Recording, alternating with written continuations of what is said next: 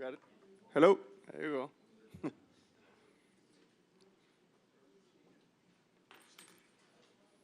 Can I pause it? Now joined by the driver of the number 99 Chevrolet for Trackhouse Racing, and that's Daniel Suarez. Daniel, thanks for joining us this afternoon. I'm told that you just finished up doing something pretty cool. Can you tell us about that? Yeah.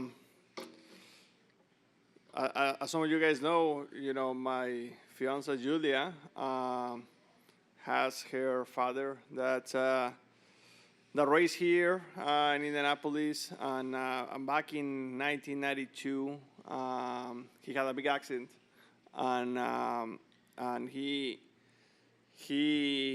destroyed his legs pretty much, and Julia and I we just met with Terry. That was the doctor that actually saved his legs. Not just his legs, but many other drivers that year and some other years as well. So it was very special. It was very special, especially for Julia, to get to meet him, because obviously she has had a lot of conversations with her dad about that day, because actually she was born the same day. She was born the day that her father had the accident, or 12 hours later. So yeah, it's pretty crazy. Drew was the one that put all this together, my PR, so it was very cool. Actually, he was here as well. You can tell now how old he is. But yeah, it was definitely a very good moment for me. I already love meeting people, but a very special moment for Julia, and I was able to enjoy her excitement. That's great. Thank you, Daniel. If you have a question for Daniel, raise your hand, we'll get your mic, and we'll start here with Bruce. Hate to say it, but I was here that day too, so Yeah. I guess that makes me old. Hey, you've got a couple of races left before the cutoff. You're getting close to pointing your way in, but obviously you get a victory that's going to take the pressure off. You're a really good road course driver, so what do you think your prospects are winning here? I think, honestly, our chances are as good as anyone out there. I feel very good about it. Last year, we were running up front in this race, in the top 5, most of the race. So I have good expectations for this race. I'm not really paying much attention to the points right now. I'm just trying to focus one race at a time. Obviously, once in a while, it's impossible not to look at the points, because everyone is talking about it. Everyone is posting about it. But no, I feel pretty good about it, and I believe that we're going to be pretty strong the next couple of weeks, especially here in Indianapolis and in Watkins Glen, and obviously Daytona is a free car for everyone. But no, I feel good about it. I think that a win here in Indianapolis, it would be like a dream. This place is like none other. Every time that you go to the tunnel and you see the museum in front of you, is quite special. I remember like it was yesterday, the very first time I crossed that tunnel, and I still get goosebumps, just like the very first time. So it will be very special to get a win here, and I think that we are fully capable of doing it. And like I said, I think that our chances for this weekend are as good as anyone, and I can't wait to start the weekend tomorrow. And not to look ahead, because I know everybody in racing looks to the next race, but you have another opportunity at Watkins Glen. So if you could describe, how you expect the performance level could be at Watkins Glen. Yeah, I mean, you're right. Honestly, I'm not even thinking about Watkins Glen at this point. But can you imagine if we win both? That would be pretty amazing, no? And honestly, I think that we can do it. I think that would change our year around in a heartbeat, and I don't see it impossible at all. So we have to just stay present, do our thing, have fun, and I believe that we're going to be in contention. I think we're gonna have a good time. Hopefully, we can be kissing some bricks on Sunday afternoon.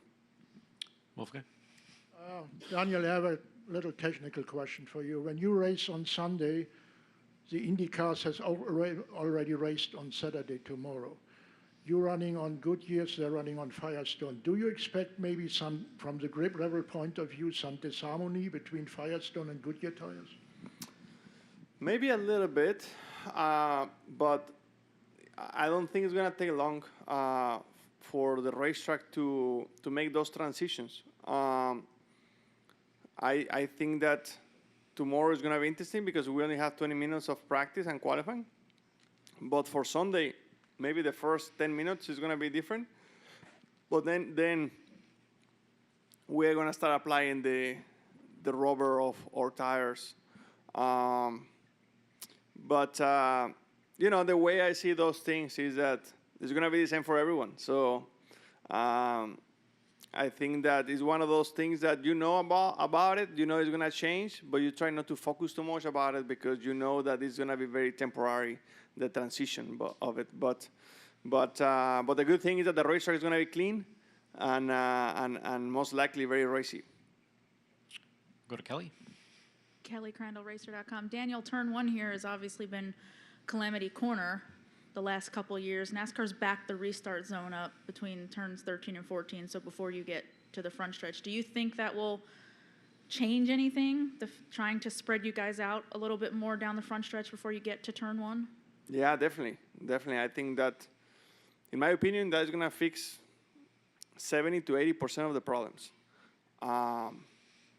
We can thank the driver console for that one. we push very hard for that. To do it here, to do it in Chicago, and hopefully in the future at Austin, COTA as well, COTA. I think it's very important. You guys want to watch a race. You guys want to watch a real race. Nobody wants to watch a crapshoot in corner one. That's not real racing. I was rewatching the race from last year, and at one point, we were like 6 wide in corner one. That's impossible. Like, I don't think you can go 6 wide on a bicycle race in there without contact. So it's not real, So it was about time to get rid of that because it was starting to become a little bit of a joke, in my opinion. So I'm happy that NASCAR was open to listen to these options, and they were open to a change, because sometimes you're always concerned about, is NASCAR really want to change this, or they care about the show only? But no, NASCAR was very good about it, and this entertainment, but we don't want to look, bad either. So I thought it was a great decision, and I'm really looking forward to see how it works. I do believe that you're going to still have a couple guys maybe that they still try to do some crazy things, but it's more racing, more normal. I think that if we restart back there, I think that the field is going to be more spread out. So you said if it fixes 70, 80 to 80%, what are the other issues how do you fix what's left then of completely avoiding the carnage that we've seen down there? Yeah, I mean, I say 70, 80% just because we haven't seen it yet. That's just my guess. And also, if you have a couple guys that they have a good run, you can be still 3 or 4 wide over there.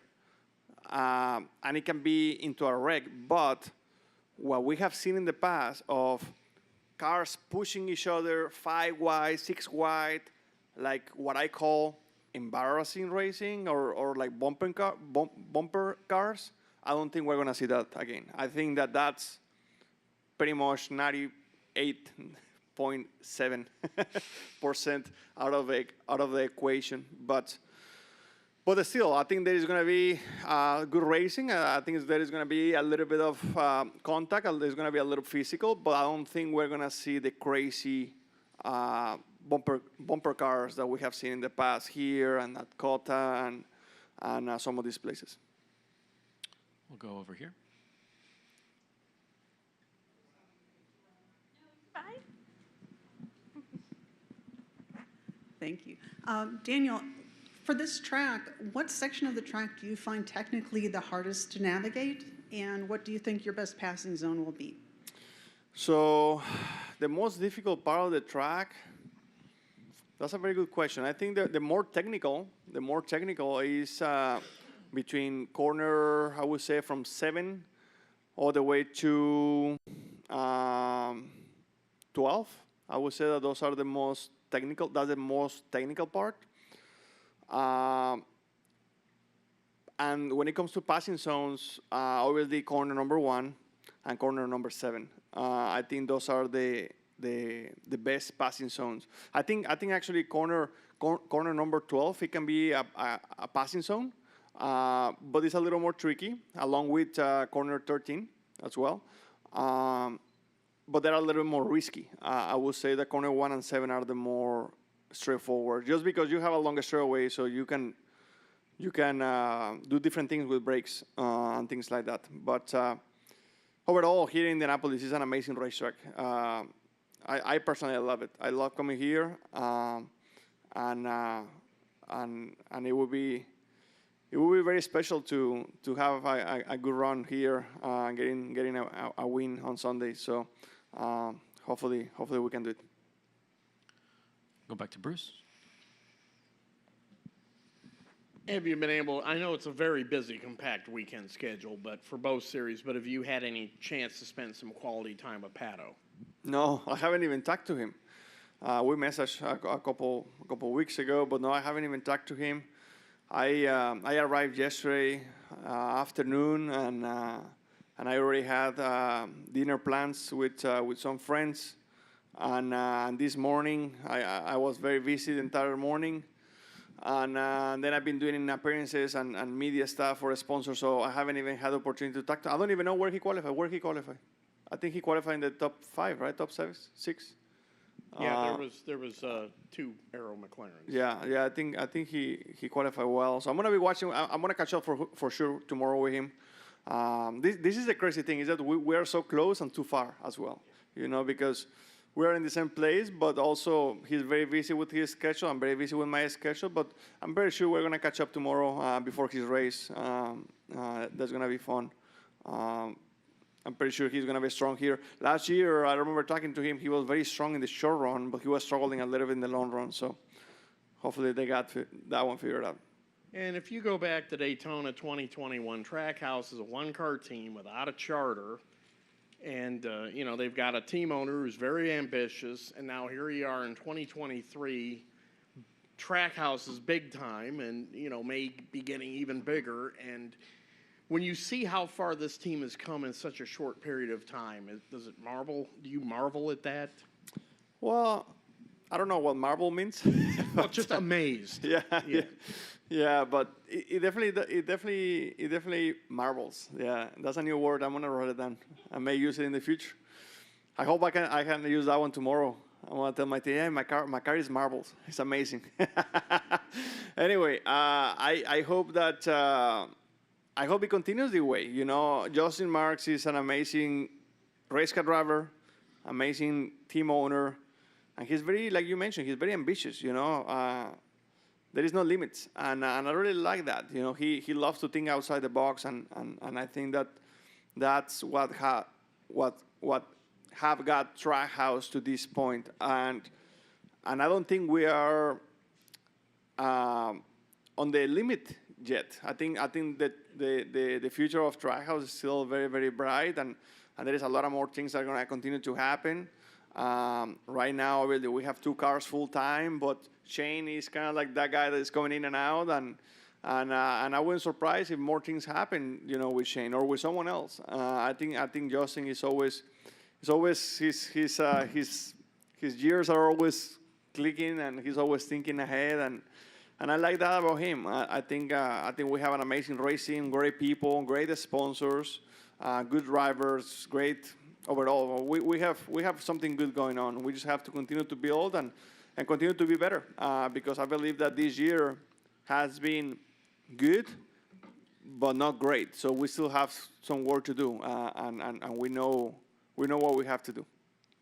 We'll go to Deb.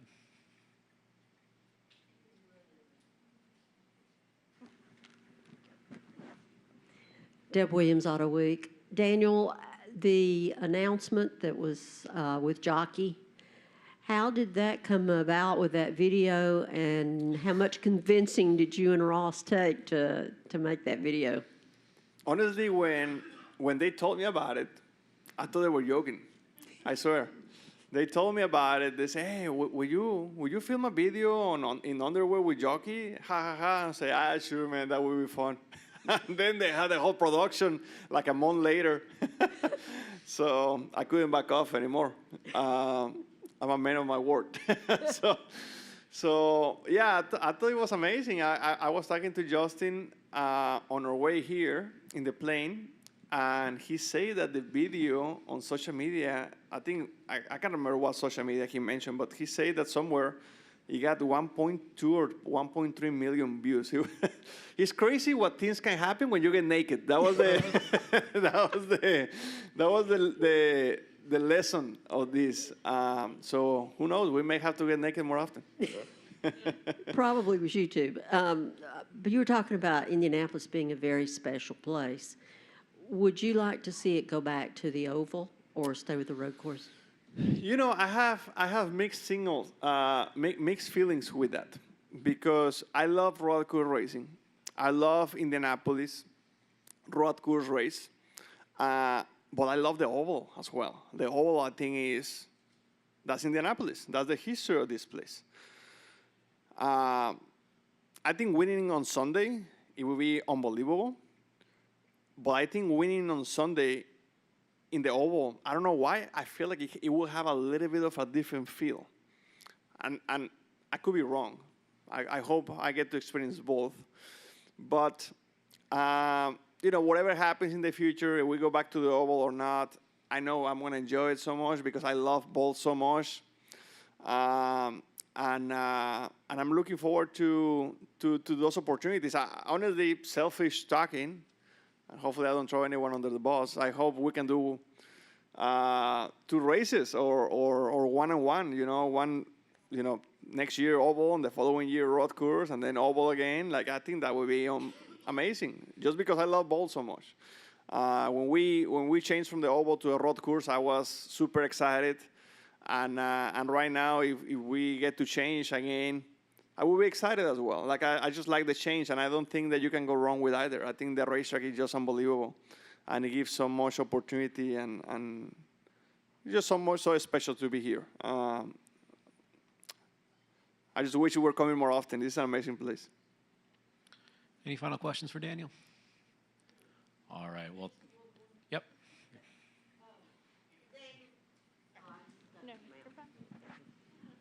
Daniel, you were talking about your fiance meeting with Terry Trammell and how special that was. Have you and your fiance gone through the museum here to look at what all it contains? I have. I have been in the museum. I don't know if she has. I need to ask her, actually. That's a great question. I've been there. It's a beautiful place. It's an amazing place. That's the perfect definition of history, in my opinion. It's a beautiful place. So that's a great question. I'm pretty sure that she has, because if she hasn't, I think she would have said something to me about it. But maybe we have to go together. I think it's an amazing place. I know her father's name is in there somewhere. I think Drew sent me a picture of it. So yeah. And actually, the last time I was in the museum, it was like 4 or 5 years ago. So it's been a while. I wouldn't mind going again. Well, thank you, Daniel, and good luck this weekend. Appreciate it. Thank you, guys. Appreciate it.